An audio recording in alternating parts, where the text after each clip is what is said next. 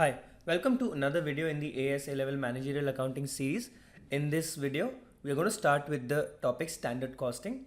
There will be, I think, 3 parts to this chapter. This is the first part. So make sure you watch all 3 parts properly. This is a very important chapter. More than that, this is a very tricky chapter. So you would be aware that there are a lot of formulas involved in this chapter. To learn the formula, you'll have to understand the logic behind these formulas so that learning them and doing the questions is easy. If you try to just remember the formula without understanding the logic behind it, it'll become difficult. This chapter will become difficult for you. So let's begin. Let's understand some theory and then we'll go ahead and do some formulas. So what do you mean by standard costing? Standard costing is a system of cost control, or is a costing system where the standards are compared to actuals. In other words, the standards are set in advance, and later on when actual data is in front of us or actual performance has taken place, the actuals are compared with the standards to see the actual is better than the standard set, or is the actual not better, or is it worse than the standards set, and then corrective measures can be taken. If actuals are already better than the standard set, we may want to reward the people who are behind the actual performance, and if the actual performance is not up to the mark as per the standard set, we may want to see what corrective measures can we take to improve the performance in future. So I'm talking about these standards. What are these standards? See, in the previous few videos, we studied about budgeting. In these budgets, what happens is we predict or expect or estimate in advance before a period begins what is going to happen, how much output are we going to sell, what will be the cost of the output that will be produced, what will be the revenues that will be generated, profits that will be generated, and financials are estimated in different aspects of business. So using these budgets, we will arrive at the standards that are set and then compare it to the actual. So once the actuals and standards are compared, what we get, the difference, is called a variance. Variance is nothing but the difference between actual performance and the standards set or the standard performance. So if I have to state in terms of a formula, variance is nothing but the actual data or actual performance minus expected data, or you can call it standard data.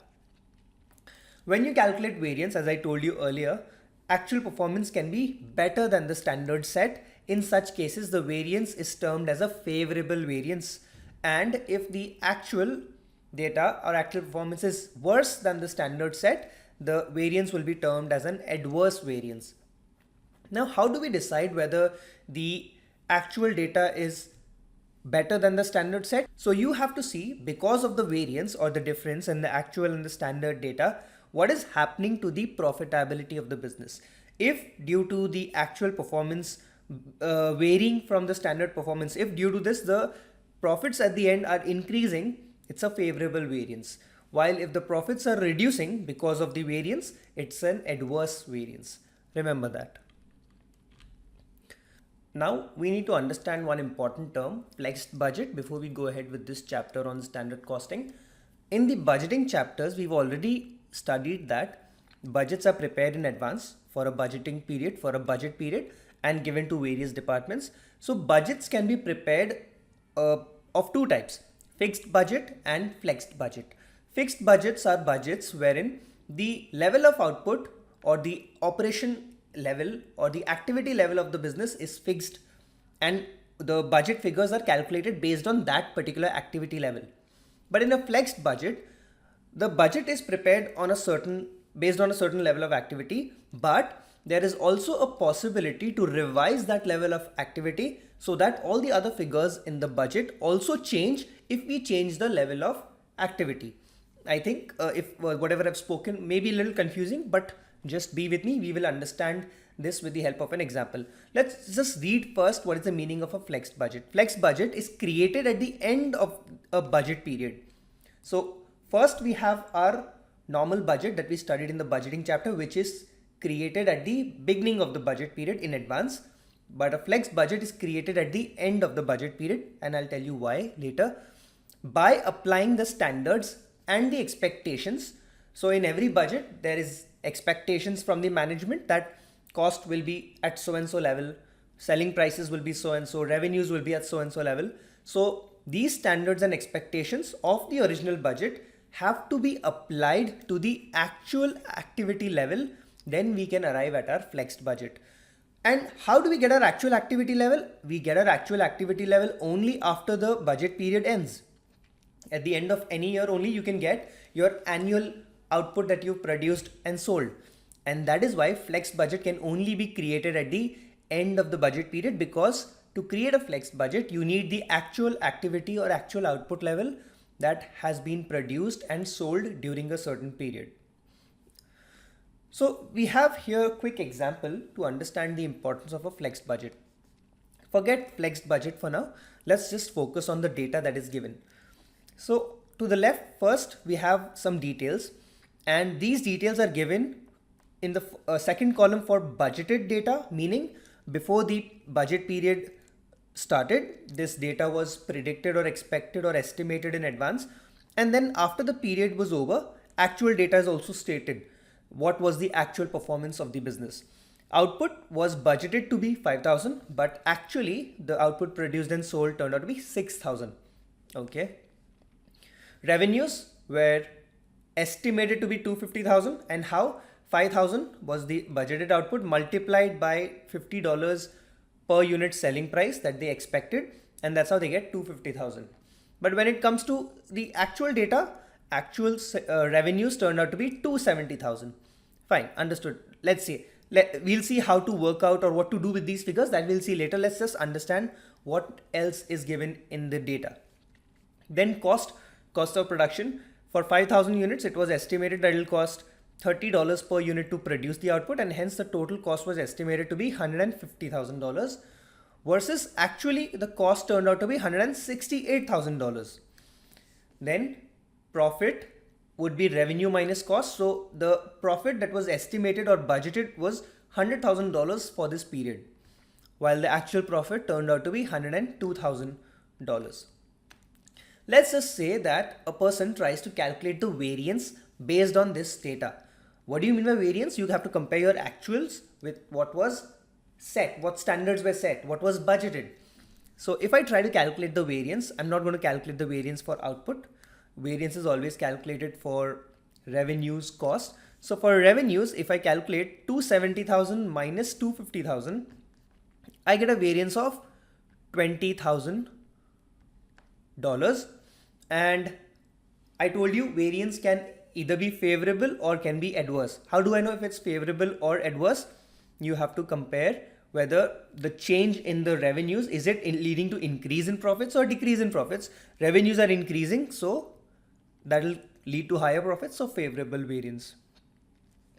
Then for cost, the variance would be $168,000 minus $150,000, $18,000.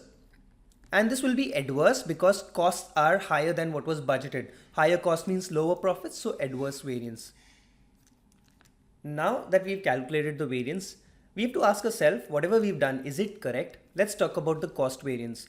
So since it's an adverse variance, what the management will tell the production manager is that because of your inefficiency, the organization has lost $18,000. There's an adverse variance. Will the production manager accept this responsibility? The answer is no. Why? Because $150,000 that was budgeted, the cost, that was for 5,000 units.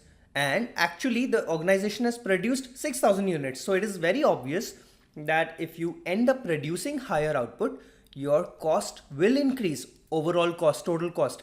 Here they are not comparing cost per unit, they are comparing the total cost. So it is very obvious that the total cost will increase if you increase the output. So the production manager is not going to accept the responsibility of inefficiency when it comes to higher cost.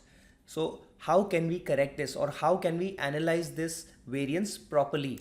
Let's understand that. Let me just erase the incorrect variances that we've calculated. I just calculated these incorrect variances to show you what not has to be done in the exam. You should never calculate variance based on actual data and the budgeted data. Just remember that. So what can we do? Now we will have to flex our original budget. We'll have to prepare a flexed budget by changing the activity level, the output level, And when we do that, what we get is called the standard data. And this can be done by preparing a flexed budget. What do you mean by standard data? See, standard data means whatever was the expectations of the management or the standards that were set in terms of selling prices, cost prices, that has to be applied to the actual output level. Actual output level here is 6,000 units. So in the standard data, for output, I'm going to write 6,000 units. Then when it comes to revenue, the standards set were $50 per unit selling price. If I apply that $50 to 6,000 units of output, I would get standard revenue of 300,000. So 6,000 multiplied by $50. Same thing I'm going to do with the cost. The management had set a standard of $30 per unit cost of production for every unit of output. If we apply the same $30 to 6,000 units, we get $180,000. So 6,000 multiplied by $30. And then profit will obviously be revenues in the standard column minus the cost in the standard column, $120,000. We've now flexed our original budget and we've got the standard data. Now the calculation of variance will make more sense because now the output level in the standard column and the actual column both are same. So the variation that will happen in the revenues and cost between the actual and standard data, that will be because of the performance of the organization or the performance of the managers of individual departments. And then we can either question them for inefficiency or we can reward them for their efficiency if it leads to a favorable variance. Let's calculate the variance first. For revenues, now if I compare, the standard revenue for 6,000 units of output is $300,000. But the sales department has been able to clock only $270,000. So can I say that leads to a variance of $30,000, and that too adverse? And why is this variance adverse variance? Because lower revenues will lead to lower profits, and that's why we will call this adverse variance. Now coming to cost variance, standards set, based on the standard set, the cost comes to 180,000, but the production department was able to manage the same output in $168,000. That leads to a variance of $12,000. But this time it is a favorable variance because lower cost will lead to higher profits. So it's a favorable variance if you think from the organization point of view. And profits, standard profit was 120,000, but actual profit turned out to be only 102,000. So 18,000 variance adverse because of lower profits. So this is the correct way of calculating variance. You have to compare the actual either sales or cost, whatever actual data versus these standard revenues or standard cost. In exam, never compare actual versus budgeted. You will never get your correct variances. And finally, if you read the last sentence, flex budget helps in the use of standard costing and calculation of variances. As far as the syllabus is concerned, this is the main purpose of preparing a flexed budget. Before calculating the variances or going to the calculation of individual variances, I'll just show you an overview of what we are going to do in this video and the next few videos on standard costing. Overall, the variances can be due to either variance in sales, that is the revenues, or the variance in costs, the costs of production. Now under sales, the sales variance can be further subdivided into either sales volume variance or sales price variance. I'll tell you the meaning of these terms and also show you the calculation. In fact, the sales variance, we're going to do it in this video itself. And then in the next few videos or next two videos, maybe we will be focusing on the calculation of cost variances. Under cost variances, the cost of production can mainly have four broad category of cost: the material cost, the labor cost, variable overhead cost, and fixed overhead cost. So for each of these broad categories of cost, we will have to calculate the variances. What is the variance in material cost? And if there's a variance in material cost, what are the reasons for it? It can be due to material usage or material price. Same way under labor, subcategory of labor cost variance. and the same for variable overhead and fixed overhead. So in this video, we will be focusing on the sales variance. Next video, in video number 2, we will focus on material and labor. And then probably in the third video, we will do variable overheads and fixed overhead variances. And once you do all 3 videos, you will be able to understand the proper way to calculate the variances for any type of given question in the exam. Let's start with the sales variance. Understand the meaning of sales variance. When you're talking about sales variance, we are talking about a variation in actual sales compared to what was budgeted. So the management budgets in advance before the period begins that certain amount of revenues will be generated, but actually the sales are usually different. Never in reality, sales is never equal to what was budgeted. It can be more than that or it can be less than that. So the difference is called the sales variance. Now, the variance in sales can happen mainly due to 2 reasons. First, there is a variation in the quantity that is sold.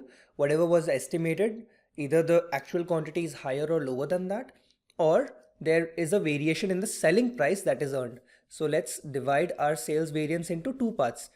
First is variation due to quantity, and second is the variation due to selling price. So this categorization helps us to understand the sub variances under the sales variance. So the variance that happens due to quantity is termed as sales volume variance. And the variance that happens due to difference in selling price, that is termed as sales price variance. Let's understand the formula for each of them. To calculate the sales volume variance, obviously you have to take the difference in the volume, whatever was budgeted, the quantity, minus whatever is the actual quantity sold. So let's start by saying budgeted quantity minus actual quantity. This will be our starting point to calculate the sales volume variance, because volume variance is all about variation in quantity. This variation in the volume or the difference in the volume is in terms of units, but we need our volume variance in dollar terms, in money terms. So to calculate that, we will have to multiply the quantity with the budgeted selling price per unit. And that's how we get our sales volume variance. The sales volume variance will tell you what is the change or the variance in the overall sales due to a change in the output, that was actual output versus budgeted output. Because of the variation in actual output, what has been the effect on the overall sales. The second aspect of the sales variance is the variance due to change in selling price. Whatever management estimated that we will be able to earn certain selling price, in reality the selling price either turned out to be higher or it turned out to be lower. So we can say that to arrive at the sales price variance, we have to begin by taking the difference between the budgeted selling price and the actual selling price. Basically, this difference becomes our base for the calculation of sales price variance. Now, this difference in selling price is in dollars per unit, but we need our sales price variance in totality. So this has to be multiplied with the total output sold so that we get the total price variance, and hence the difference in the price, the budgeted price minus the actual price, is then multiplied with the actual quantity sold during the period. One quick clarification and a point where students get confused is that here, when multiplying in the volume variance, when multiplying the difference in the quantity with the selling price per unit, we have considered the budgeted selling price. But when it comes to sales price variance, the difference in price is multiplied with the actual quantity. The reason is that here in the sales volume variance, when you're taking the difference in the quantity, you are trying to calculate what is the variation in overall sales happening due to volume. If you multiply it with the actual selling price, you will not only get the variation in overall sales due to volume, but you will also calculate the variation in the sales due to price, because you're not considering the budgeted selling price, you're taking the actual selling price, and actual selling price may be much lower than the budgeted selling price. If the actual selling price is lower than the budgeted selling price, then this volume variance will be much higher, because it will not only have the effect of quantity, it will also have the effect of price, and that is why we consider budgeted selling price, so that the department that is responsible for generating volumes of to ensure that certain volumes are met, they are not responsible for any variation in selling price but just the variation in output. But when it comes to sales price variance, whatever is the difference in selling price that the department or that the business has been able to, earn, whatever selling price it has been able to earn, if it is, let's say, lower than the budgeted selling price, its effect on the business in terms of profits will not be on budgeted quantity. It will be on actual quantity, because actual quantity is the quantity that will appear actually in the income statement that will affect the profits. And that is why when calculating the sales price variance, whatever is the difference between the budgeted and actual selling price, that is actually multiplied with the actual quantity, because then only you will get the effect or the real effect of that sales price variance on the profits. And that is the reason. So let's do one example so that you understand how to calculate the sales volume and the sales price variance better. Let's take up this example.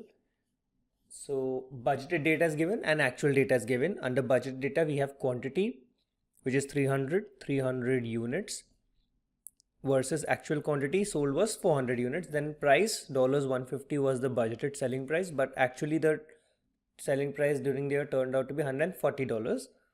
And sales is quantity multiplied by price. So the budgeted revenues for the period was $45,000, but in reality, sales turned out to be $56,000. First, we will calculate the sales variance, the overall sales variance, which is the difference between the budgeted sales minus actual sales. Budgeted sales was $45,000, so 45,000, and actual sales 56,000. So clearly there's a difference or a variance of $11,000. Now, whenever variance is calculated, it is very important to put either it's a favorable variance or an adverse variance. So if it's a favorable variance, you will put F in front of the variance. If it's an adverse variance, you'll put a mark A in front of the variance. Now, how do we decide whether the variance is favorable or adverse? You have to see whether this difference is causing an increase in the actual profits or decrease in the actual profits.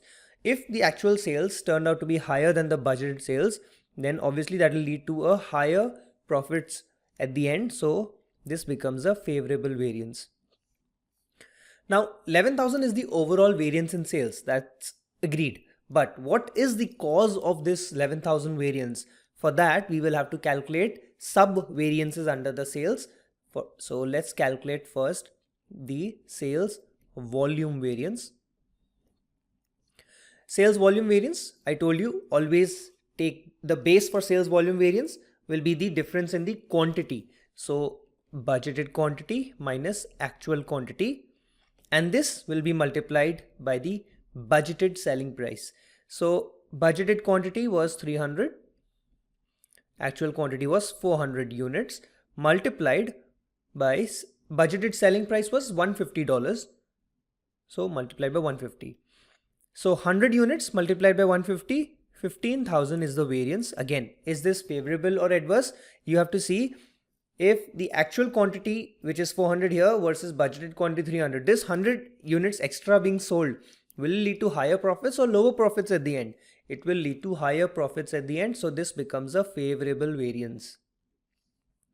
And the second part is the sales price variance, where we first consider the difference in the selling price. That becomes the base of calculation of this variance. So budgeted price minus actual price, and this will be multiplied with the actual quantity being sold. So $150 minus $140 multiplied with the actual quantity sold, 400 units. So $10 difference multiplied by 400 units, $4,000 is the variance. Again, is this favorable or adverse? There is a fall in the actual selling price earned during the period. Whenever there is a fall in the actual selling price earned, that will lead to a fall in the overall profits. So this becomes an adverse variance, so A. Now if you notice one thing, 15,000 favorable variance and 4,000 adverse variance, that leads to a net favorable variance of how much? 11,000, and that is the overall sales variance. So the overall sales variance is 11,000 favorable. If you have to explain to someone what is the reason for this variance or what is the cause of this variance, you can say that 15,000 is the favorable variance that is happening due to extra units being sold during the period, but there is a 4,000 adverse variance that has happened because of lower selling price being earned during the period, and as a result there is an overall variance of 11,000 in the sales.